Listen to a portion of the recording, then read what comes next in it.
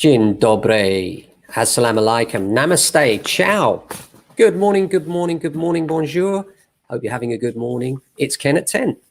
How are you doing today? I hope you're well. If you haven't been here before, welcome, and thanks for joining us. We broadcast live every day at 10 o'clock. We are James Alexander Estate Agents based in Norbury, which is between Streatham and Croydon in southwest London, southwest 16 to be precise. We're a Zone 3 London commuter area, and we talk about property and all sorts of things and local bits and pieces, national stuff as well. So today, got lots of things going on. It's Tuesday, and every Tuesday we do Ask JA Tuesday.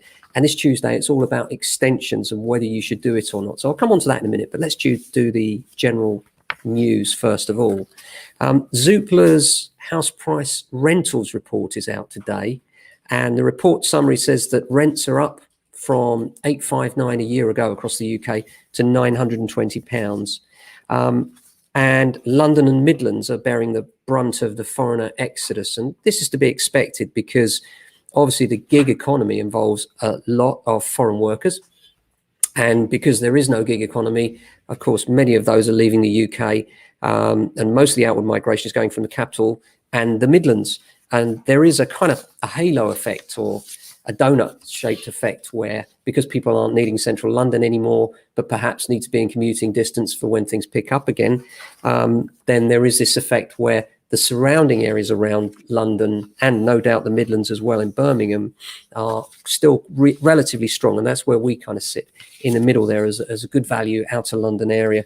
Of course, there are those that are taking the big exodus and going out to foreign territories, if you're a Londoner, such as the Lake District, the South Coast, the East Coast, all over the place. So that's quite an interesting trend that's been going on for some time. A few other things happening in the news today. Developers failed to back cladding levy call. Well, what a surprise. You may know that yesterday we talked about Barratt Homes was supporting the idea of a levy for the PLC builders to help out all of these buyers that are caught up in, the sellers rather, that are caught up in the cladding scandal. And it's no fault of theirs, is it? You know, these builders, they built these places, they built them with cladding that's substandard. There's no way that the buyers could know that. To be fair to the developers, often not a lot of ways they could have known at the time. But by the same token, it is of their doing. And I do think they should shoulder the brunt of their responsibility here. The government have already said they've got a 5 billion fund. What we need is another 10 billion because the total cost is around 15 billion. Huge shortfall, and many people massively out of pocket, as we've discussed many times. So what's happened is that the Barratt chief exec has called for a levy, and the rivals Barclay Group, Bellway Homes, Countryside and Taylor Wimpey all declined to comment. Like they haven't got an opinion, really. Disgraceful. Lord Foster came out with some interesting ideas, talking about how COVID will reshape our cities. Lord Foster is a leading architect, if you don't know. He said that offices left vacant by the pandemic, could become residential towers of the future, and holes in the high street could be turned into urban farms. Quite an interesting idea. He's argued that the pandemic is an accelerant of trends, and it is, isn't it? You know, we know now that many people are Zoom working and commuting, that would never have happened were it not for the lockdown in the first place. Foster said that COVID-19 has brought us to a crossroads in the evolution of the office. Despite controversy, Foster said that repurposing was not exactly radical. He added, you can't walk down the street without seeing repurposed Georgian residential terraces. I think that's a fair point, and an interesting one, isn't it? How our high streets will be reshaped, because they will be, let's face it. Now the advent of online is crushing, and the idea that by putting new taxes on the onliners, you'll somehow reinvigorate the high street, I don't see that happening, to be honest. I think the high street, as we've known it, needs to change. And while we've got a housing shortage, I think it needs to be repurposed mainly towards housing. Mortgage choices at an 11-month high, which is good to see. The choice of mortgages for the fourth month in a row has crept up in February, with the deals reaching 11-month high. A 10% deposit bracket experienced the biggest increase in availability, which is good. It's exactly the bracket we want to see. And the average shelf life, that is that products are remaining on the shelf, is now 40 days, up from 28 days. Also good news. So the total product choice since October has increased by 42%. That's what Money Facts said, which is quite interesting. Now, on for the topic of the day. I know you've been waiting for this. Ask Jay Tuesday. Mary messaged me. She said, I'm thinking of extending, but unsure if it will pay me. Can you advise what to do? Should I just move or improve? Well, Mary, thanks for the question. It's a really good one, and one that I know a lot of people struggle with. And I know that because we've been here for many, many years, decades, in fact. And I still, every week, get calls from people saying, what if I do this? What if I do that? And I always ask the same question, who are you doing it for? If you're doing it for the move, then that's one thing. But if you're doing it for your family, you're going to be there 10 years plus. That's quite another thing. But let's look at it financially. There is an acid test for this, which I'll come on to later in the show. But first of all, let's talk about what you're doing and the audience that it will bring. What I mean by that is, what is it? Who's the kind of person that you might sell to? It's a good idea to talk to agents about this. We know the demographic of our local people that are moving into the area, what they require, what they need, what the majority of them are registering and asking for in given price ranges. So it might be that you find that the first-time buyers are looking for very swish 1 or 2 bedroom flats, outdoor spaces at a premium, for instance, at the moment.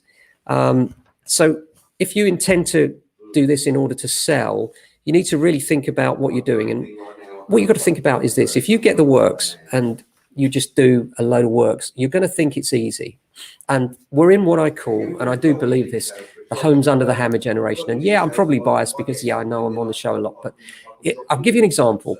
We were in a South London suburb not long ago, and there was a flat there which came up for auction, and it was bought for £400,000. It was in a beautiful suburb, and it was close to tennis and everything, beautiful, absolutely stunning flat, but needed loads of work. And it was 400K for a 1 bed. Loads of money, you may say. Yes, it was, but a terrific area. So anyway, it was another couple of years before we went back to see it. And when it was done, it was amazing. They turned the 1 bedroom, they moved walls around, and they turned it into a 2 bedroom. And it cost them over 200,000 to do. I think it was 250,000 to do the work because there was so much to do to reconfigure and pay freeholders and everything else. So the net in was 650,000. And of course, what you see when you look at that show, and what everyone sees, is this flat that was 400,000. And my valuation was 400,000 then and 650 when done. But actually, what that person has done is all of that work for nothing, haven't they, at 650? But what you see as a viewer of the show is was worth 400, is now worth 650. And worse than that, you see it in a fraction of real time, so that it looks like they've gone in there, spent 400,000, and the next minute, whoosh, there it is, worth 650. What an amazing investment. When in fact, the reality is far from that. And this is where costing is so important, because builders are not cheap. And if they are cheap, then you should worry, because there's so much work out there for them right now. So what we're finding is that when you cost the works out, then there's an acid test you can do. And the acid test is this: get your prices in. Think about what you want. You might want the rear extension. Obviously, the big one now, the one that everybody seems to be doing, is the rear extension going out 5 meters plus, with the bifold doors across the back and the skylights, giving a lovely big open plan space, island kitchen, etc. That's what a lot of people are doing right now. The cost of that is significant. And then on top of that, they're quite often, now they've got a larger ground floor space, they're a bit bottom heavy. They can go up into the loft and balance it out with another bedroom and bathroom. And this works quite well.